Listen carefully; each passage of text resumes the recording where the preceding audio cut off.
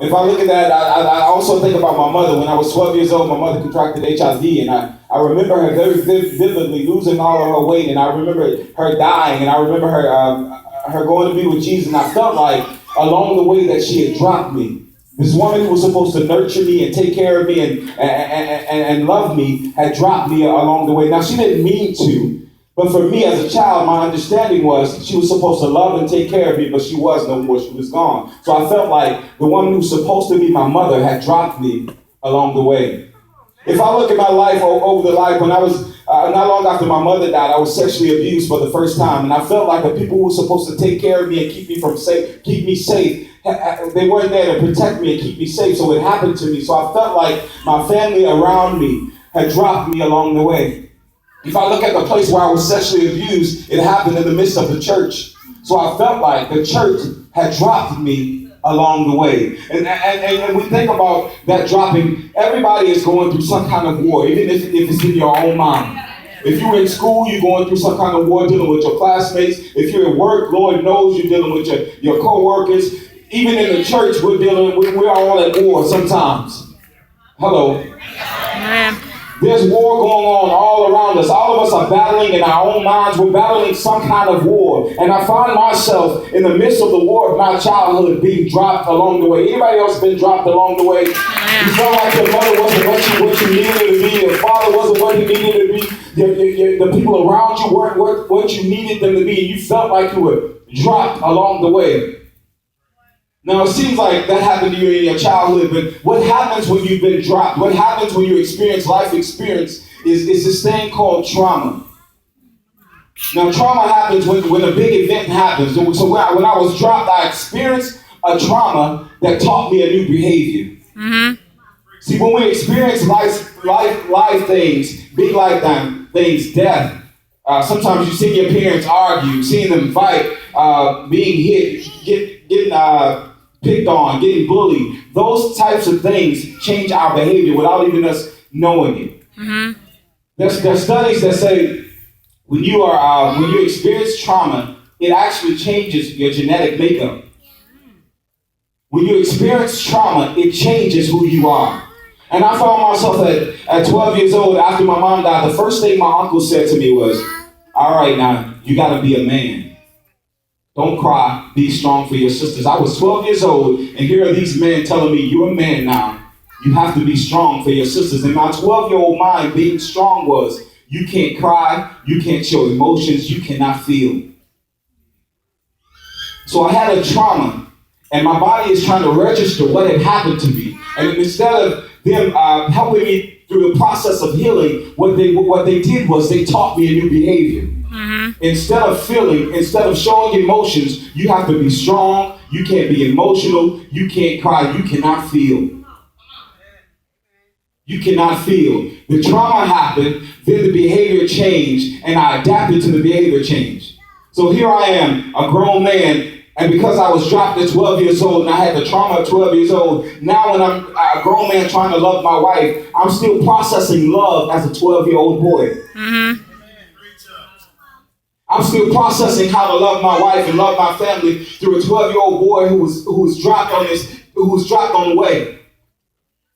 And so I can't love right because I don't know how to handle these emotions and these feelings. I don't know how to process what it is to love or to cry or to feel because I've been dropped along the way. And instead of teaching me to love and to process and show my emotions and to cry, they taught me to be strong. Yeah. And it wasn't the strength of God. They taught me what they knew. See, the thing about trauma is there's been studies that say the people who experienced the Holocaust, that children, even though they didn't experience the Holocaust, still experience the trauma of the Holocaust because it's been passed down generationally. Mm-hmm. We see a lot of times when we think about generational curses, we think this girl had a baby, then her mama had a baby, and now she having a baby. No, it goes deeper than that. God knew what he was talking about when he meant that. He meant genetically. Something that happened to you in your trauma has been passed down to your children, and it's going down to your grandchildren because of trauma that happened generations ago, and we're experiencing generational curses because of trauma. And here we are in the church, in the hospital, and we don't know how to handle trauma. Yeah. Because all of us come in here, we've been dropped along the way. All of us come in here, we've experienced trauma on our jobs, trauma in our home, trauma trying to just do life, go through life every day. We experience war, and because of war, there is trauma.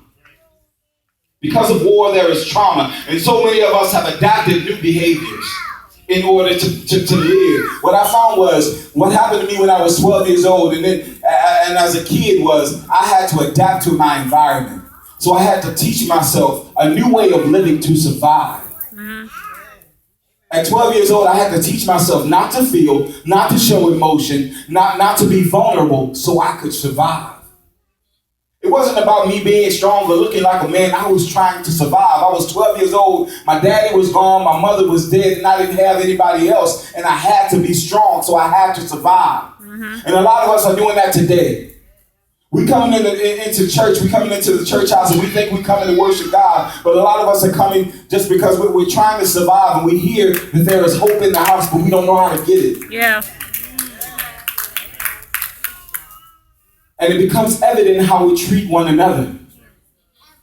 The trauma that we experience as childhood, the trauma that we experience as young adults, the trauma that we experience in our life teaches us new behavior, and that behavior becomes evident in how we speak to one another, how we love one another, our vulnerability to one another.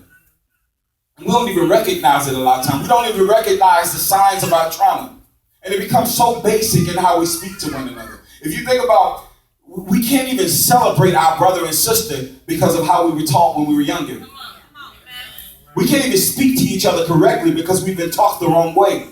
I can't encourage you because I'm scared you may see I actually love or care about you. So instead of encouraging when you look good, I'll tell you, oh, you think you cute, don't you? I really want to say, oh, you look beautiful today, but because I'm so broken and because I'm so messed up, I can't even handle complimenting you because it might reveal my heart because of the trauma that I've experienced. We're so broken and we're so messed up, but we don't even know how to handle our brokenness. We haven't been taught how to deal with our brokenness, so we're in a state of trauma in the house, in the church. And the thing is, the church, we always say the church is supposed to be a hospital. But the thing is, where's the doctors in the house? Well, where are the nurses in the house? I went to the Army surplus when they told me the theme, and I was like, let me go find me some Army fatigues, and I'm looking around, and I saw one Army fatigue shirt, and I saw this one. I'm like, oh, what is this? And he was like, oh, that's what they wear at the military hospital. And I was like, oh, okay. And I said, God said, medic. And I said, okay, let me get some stuff for to be a medic. That's why I'm gonna dress as Sunday, just so I can be a little different. And God, he was like, the guy at the Army surplus store, he was looking around. He's like, well, they don't have anything that represents a medic. Really, they don't want the medic to be identified because of the enemies. Because the enemy know if they kill the medic, the people won't get healed. Well, he said that if he was talking in the physical, but it could be in the spirit somehow. How many of us are killing the doctor in the house? How many of us, because of our testimony and what we represent, have killed the doctor in the house when people aren't getting healed because of our trauma?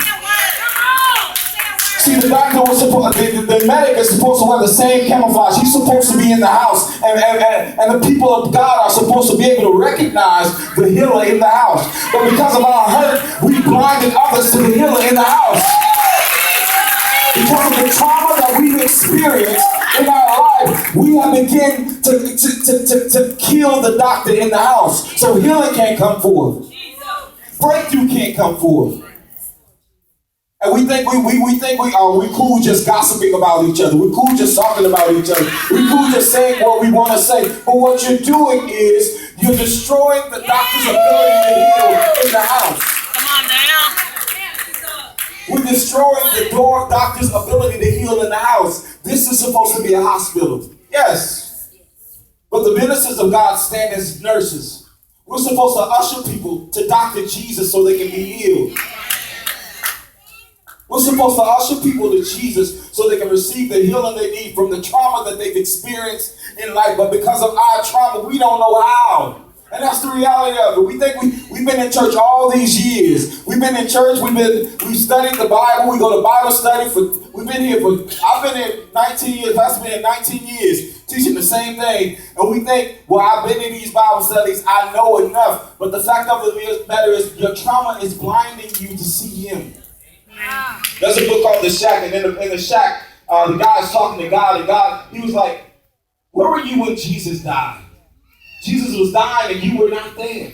You weren't there for them. And he says to him, perhaps when all you can see is your pain, you lose sight of me. Well, how many of us come in here so concentrated on our pain that we can't see Jesus? How many of us come in here so concentrated on the pain that we've experienced that we can't point Jesus out to others? amen. That we can't see the pain of others because we're so hurt and we're so bruised and because of the war that we're in. It's reality. It's reality. We're all hurt. We're all broken. We've all experienced trauma. But the doctor is still in the house. We can't lose sight that the doctor is still in the house. He's still able to heal. He's still able to deliver. He's still able to go into your past generation, down through the years, and heal your mind so you can heal today. He's still able to heal. The doctor is still in the house. We can't lose sight of the fact that God is able to heal. If we come into